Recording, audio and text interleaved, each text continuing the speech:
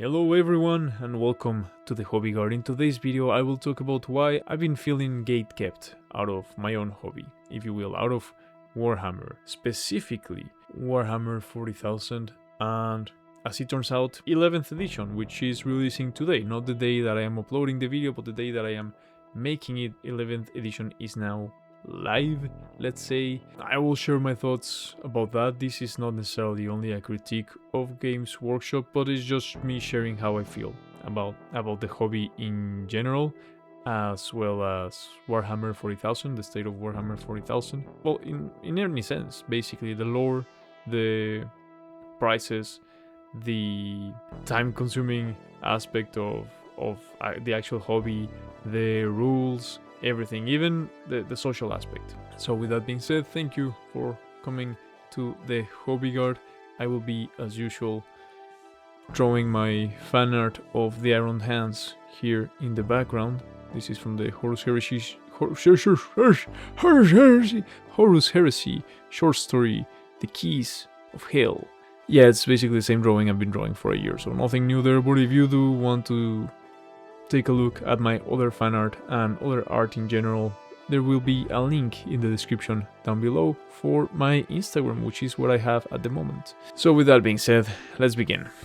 So, back in the day, I was into the idea of gatekeeping Warhammer because I had witnessed how many of my other intellectual properties and fictional universes and hobbies that I absolutely loved just got destroyed over the years by modern agendas and by modern practices. Some were more political in nature, some were more financial in nature, some had to do more with like marketing agendas or pricing agendas or political agendas at the end of the day, or sometimes even just narratively, just narrative zeitgeists, basically.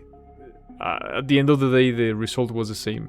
So many of the hobbies and fictional universes that I really loved and appreciated throughout all my lifetime were destroyed. In some sense, not destroyed, but because like the old stuff is always there, right? But the spirit of it was violated in some way, in one way or I like the idea of gatekeeping whatever hobbies were still healthy.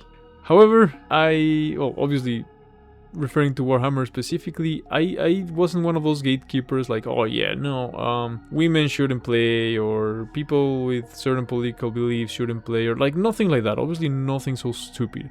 More so, hey, are you willing to take on the etiquette of this hobby and to respect the etiquette of this hobby and the seriousness that it deserves? Because, you know, it's something that we love and it's something that we appreciate and it's something that is a big part of our life, and if you're not able to respect that, then you are not welcome by the group.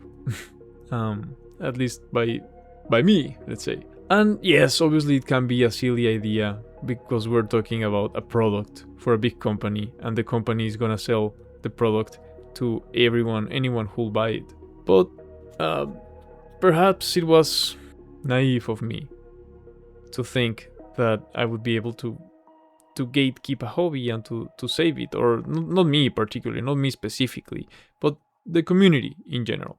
But as time has gone by and I have seen the hobby evolve a bit more and the lore evolve a bit more, and as well as I've caught on to older lore that I wasn't aware of before and I have been able to see the change, I've come to the conclusion that actually it is me who is fighting against the current here.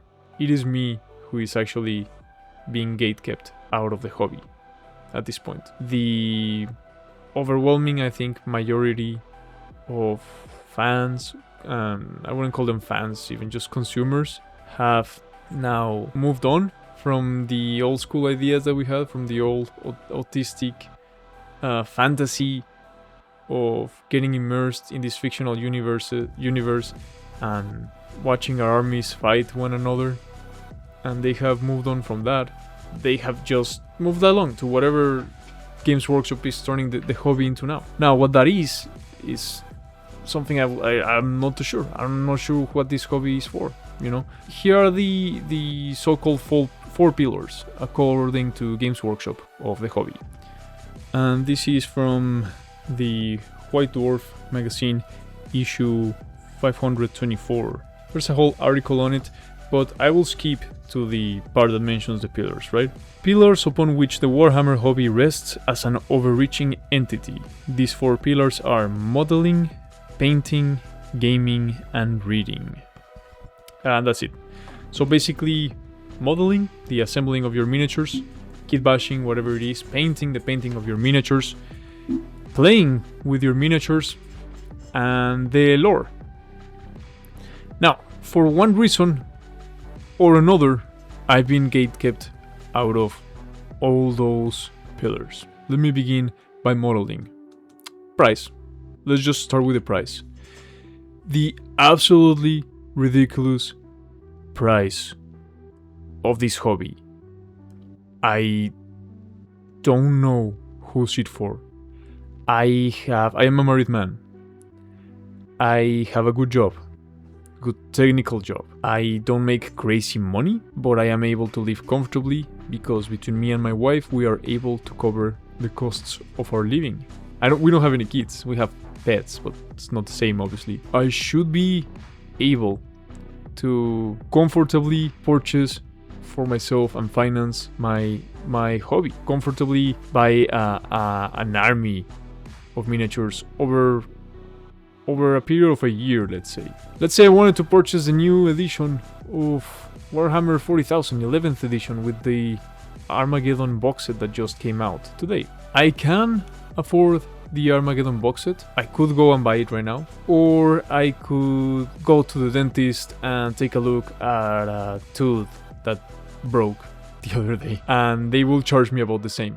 I could go and buy, I have the money to go and buy the Armageddon box set, or I could buy myself a sick new freestanding heavy bag for my home gym, or a squat rack. I could buy all sorts of things instead of buying that box set, even if I end up splitting it with someone else, which I might. I still want to do like a box set review at some point and a review of the rules. Again, I have this channel now, so I want to use that more as an excuse to motivate myself to get through all of that. But that's just the aspect of the modeling, right? Then the models themselves are so expensive. I love kitbashing. I have a bunch of models out there, and like back there, and I think like 95% are kitbashed in one way or another.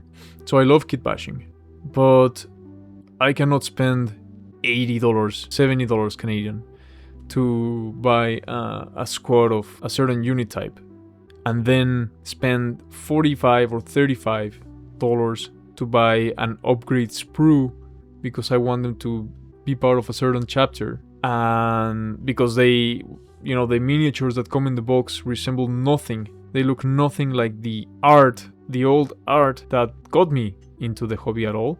They look nothing like what is described in the lore about said characters, said miniatures that got me into the hobby. They are plain models.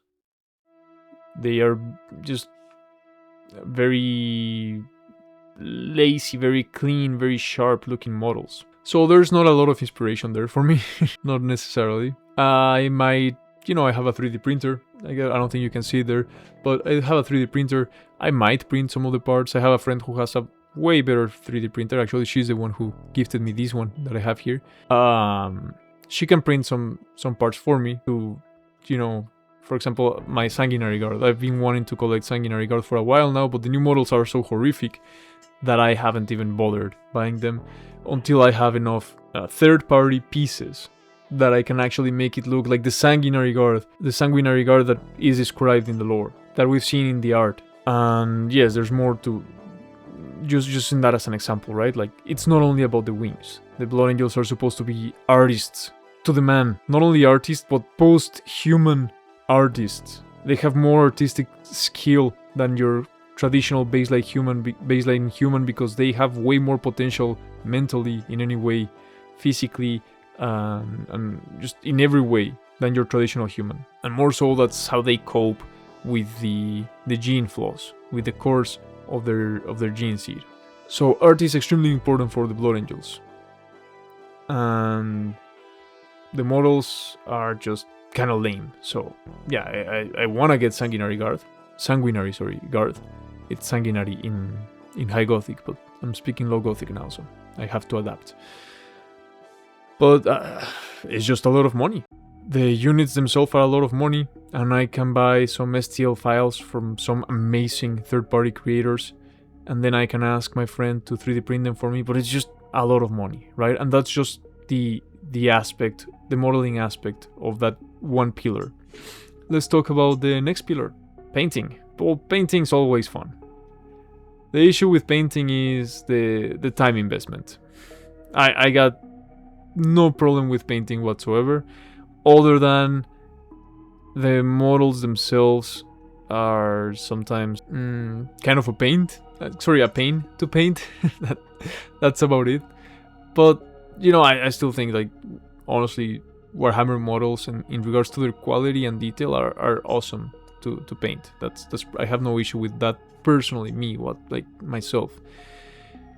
And I could also talk about the prices of painting. You know, like the Citadel paints. I'm not sure you can see them there in the camera, but I have my painting station back there. I don't like really too much the quality of Citadel paints. I have a bunch of them because they are way more accessible. They're easier to come across than Army Painter or the Army Painter paints, which I really like those. And, you know, maybe I should dedicate more time and money into finding like a paint that I actually... a brand of paint that I actually like. You know, that's on me. So painting, not really so much an issue with that, except with the fact that the lore comes into place. Let's talk about Blood Angels, as I was going. I'm not jumping to the whole lore aspect, but there's been apparently lore changes with how the Blood Angels look. And not only the Blood Angels, but just traditionally with the ethnicity of many chapters. But at the end of the day, that's fine. You can still paint your models however you like, right? So I don't have a lot of problems with that. But let's talk about the gaming next. The third pillar. The actual gaming. This is so hard for me to say because I actually, as it stands today, I cannot get into Modern Warhammer gaming. Modern Warhammer... Yeah, you know, I have a lot of friends who are crazy. Absolutely crazy. Not a lot of friends, but some friends. Okay, let me rephrase that. I have one friend who is absolutely crazy about chess. And a few more of them who are interested in chess, who play now and then. Some of them are very good.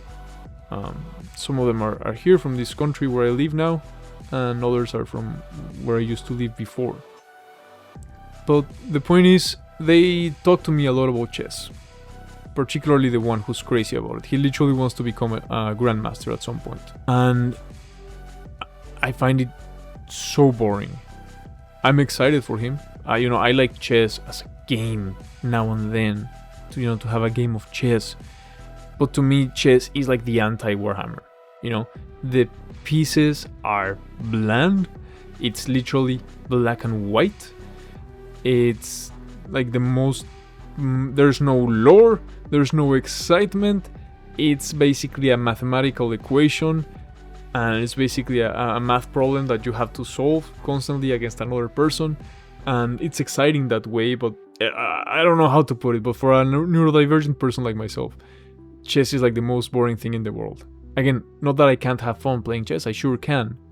But like getting fully into chess, to the point like this friend that I have, he reads entire books on openings or on certain stages of the match. And he analyzes his plays and he goes like very, very deep into like chess and the story of chess and the strategies and so on. It's like an entire master's degree in chess. Like it's an entire thing, right? To me, that's the opposite of Warhammer. To me, Warhammer is more about like, oh yeah, it's dumb fun, silly dumb fun. It's the rule of cool.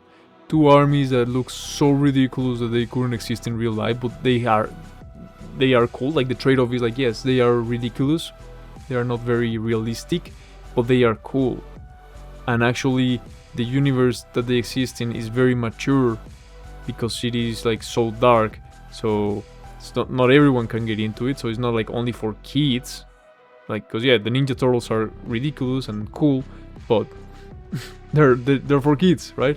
No, Warhammer is not only for kids, it's also for kids, I suppose. But it's also actually very grimdark, and it has very mature themes and stories in its lore. And also, the models are fun, and the gameplay is fun, and the guys with rifles go pew pew, and the guys with swords go shing shing, and the guys with thunderhammers go bonk, and the tanks go poof, and that's fun. And not only that, but if you like the lore, you can tell yourself a story with your opponent, with your friends that you're supposed to be playing with the lore. Now that's my idea of Warhammer. But Warhammer, as it stands today, is more like chess, where everyone is obsessed, not everyone, I don't want to say everyone, but the community is ever more and more obsessed with balance. Chess is more balanced. I think it's like the most balanced game, and it's not always balanced because someone has to, like, black always starts at a disadvantage. But you see my point. Like, they are striving to turn Warhammer into chess. They're trying to take all the fun away from it. The only difference is, like, you can probably buy yourself a $10 chess set. Yes, there's $300 chess sets, I know, but it has a very low entry level. You can learn to play chess in 10 minutes. You can't learn to play Warhammer in 10 minutes. In fact, you probably can't learn to play Warhammer properly in like a day, especially if you're neurodivergent. And then, since the culture around the community, around the game and the gameplay and the rules has been programmed to expect a certain amount of balance, of metagaming, let's say, of competitiveness, instead of like narrative play for fun. It's more competitive, which I have nothing against that being an aspect of it, but more and more I come across people that just want to table you. They are just there to abuse the game and abuse the system and abuse the rules, not cheat necessarily, but just to table you. And to me, that feels like, I have nothing against competitiveness. That's why I used to like to fight. To me, that's more fun way of competing. Like, let's actually punch each other in the face. Like, I'm not saying like street fights, I'm saying like ring fighting, amateur fighting, sportsmanship. Let's punch each other in the face. That's more exciting. And then I'll actually take some pride in beating you, and I was actually a very nice fighter. Even when I won, I wasn't like bragging in front of my opponents or anything. I always congratulated them. But oftentimes, other Warhammer players, they are like way too obsessed. They have like small PP energy. There's no other way I can think about saying it. And they take it like way too seriously. It's like, bro, it's a game about toy soldiers. We're supposed to have fun. And they're like, nope. I'm here to beat you. That's what I came here for with my toy soldiers. My toy soldiers are gonna beat your toy soldiers. And I just find that draining, because I actually have like... First of all, I actually have experience where you actually go face to face with someone and punch them in the face. And that's where you show your actual bravado. Not with some toy soldiers, I got my toy soldiers so I can have fun. But the community has been programmed this way. The community has been trained this way. And thus it is attracting more and more people like that. And then the last aspect, the lore, the reading aspect. Because they don't say the lore, they write in the pillars section, they just say reading. The lore is so inconsistent that it might as well be a joke. I don't have an issue with the stagnancy of the old Warhammer, before Gilliman came back, before the Primarchs started coming back, before the Primaries. I don't have an issue with that, because it's supposed to be about a galaxy spanning empire, right? Imperium. And it's not all about humanity. You have a bunch of factions, and how there's infinite stories that you can cover in a stagnant universe. I also don't have an issue with the lore moving forwards. I do, however, have an issue with the execution in the lore. When the tone of the lore starts to change and it becomes more like a comic book, like a Marvel movie, like the Avengers, like, oh yeah, now this one joins in and then this Primarch comes back and then or like I don't know what other example to give, but like I don't know, it just feels like a kid's cartoon more and more. There's less seriousness, less depth to it. And yes, less seriousness, but like in a bad way, you know? Like it wants to take itself too seriously as a narrative, but the execution is making weird narrative choices, like pandering, like changing lore, pre-established lore, not fixing issues in the lore, because there's many old lore that it's kind of bad. And yeah, instead of fixing that, let's just make sure that we have female custodians, because that's gonna fix sexism in the world. With no explanation whatsoever as to why we made that change. None whatsoever. Does anyone know any woman, any females who are like, oh yeah, I always wanted to collect custodians, except they weren't any female custodians, so I didn't collect them? I don't. I actually don't. Most of the...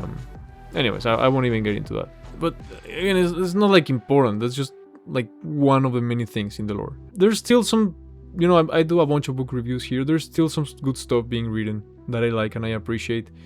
It's just the reading aspect of it is way less... it's harder to get into a story, to get into the lore, when you can see the strings behind the puppets. You know, it's harder to appreciate the puppet show when you can see the strings. When you can see the puppet master behind saying, hey, I'm gonna do this because we are now pushing this agenda, wink wink. And it's just harder to get into that. I got nothing against the message itself, like, oh yeah, let's be more inclusive, that's cool. I would like everyone, not everyone, but anyone to be able to feel welcome in this hobby. But it's just the execution, as usual, right? Just pandering. And it just happens more and more often, and it's like, no, I can see what's happening. You know, back in my professional acting days, there was this actor, this book by Yoshi Oida, I think his name was, a Japanese actor. And the book, I think it was called something like The Invisible Actor. And the whole thing about the book was you're not supposed to see the actor. You're supposed to see the character. You're not supposed to think. If someone thinks while you're in a play or whatever, oh, what a great actor, during the play, then you're doing your job wrong. They should be thinking, or they should be feeling empathy with the character. Or they should be thinking how involved they are with the character. Or maybe they should be hating the character, but in terms of the narrative, in terms of the story. They shouldn't be thinking like, oh yeah, this actor is doing a great job until the end. Until everyone's clapping and the curtain opens and you come out and do the whole thing. I don't know those words in English, particularly what it's called when you like do the bow at the end. But as an actor, you're not supposed to even be thinking about yourself while you're acting. And because if you're thinking about yourself while you're acting as an actor in a play, and I've been hundreds of hours on stage back in the day as an actor. Professional actor, and I can vouch for this. If you're thinking, oh, what a good job I must be doing right now, or if you're thinking, oh, I'm gonna stand this way because that then people are gonna get the message that I'm feeling sad if I do this. If you're thinking that way, actually, it's weird what happens, but people start seeing you. If you as an actor start thinking like, okay, my character is supposed to be very wise and very thoughtful, so I'm gonna do this. If you do that while you're on stage, I'm gonna do this while I listen because I'm thoughtful and wise, so I'm gonna do this with my hand and my beard. And if you have that thought process, it's very weird how this happens or why this happens, but that's what people see, that's what the audience sees. Funnily enough, it's the days where you go off stage thinking, oh god, I did such a horrible job today in today's show, that people, all of a sudden you hear people are still clapping and you're like, huh, they want me to come out again? So you come out again and they just clap harder and like, oh, they must have really liked it. Why? I felt like I did a bad job. Well, yeah, because you weren't thinking about yourself. Anyways, the point is, it is very much like that in terms of the authors. When they are pushing messages, when they're pandering messages, they're saying, oh yeah, if we write this into the lore, people are gonna say we're so progressive, we're so brave, or we are so edgy, or we are pushing the narrative forward, so we're fixing. But that's my issue with it. More and more I can see the actor, I can see the writer, I can see the company thinking all these things, thinking, they're gonna like this, or they're gonna hate this, and that's why they're doing it. And I'm not supposed to be thinking about those things while I'm reading your book. I'm supposed to be involved with the characters, engaged with the characters. And the people who actively like those changes more often than not, they don't really get us engaged. I don't know how else to say it, with the lore itself. So, again, this is not necessarily a critique or a complaint against the company or the hobby. It's more a sharing of my thoughts. Like, I feel gatekept in all the 4 pillars, mostly painting. I still got the painting out of the hobby. I don't like Warhammer metagamers. Maybe I just need to find like a group of autistic people like myself who are willing to like have fun games. Just have fun games. And there's people out there for sure. Like, the only reason I haven't found them is because like, I'm a very busy guy and I don't often go to the hobby stores to play.